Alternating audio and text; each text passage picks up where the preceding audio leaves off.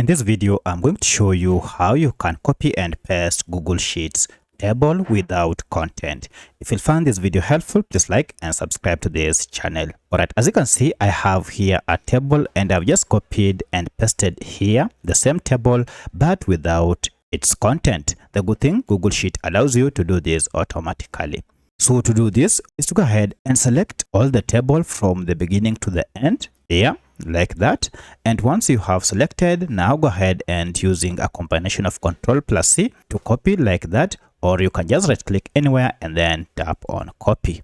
Once you have copied now the table, head over to the place or the cell where you want the table to begin. For instance, I want this table to begin from here. This is where we shall have the first cell. Here, go ahead and paste it by tapping Ctrl+V, or you can just right click inside and then tap on paste. And this will go ahead and paste the table.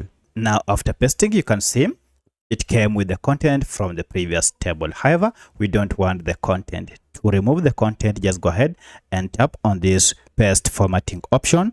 And by clicking on it, you have an option to paste values only, paste format only, or paste as a table.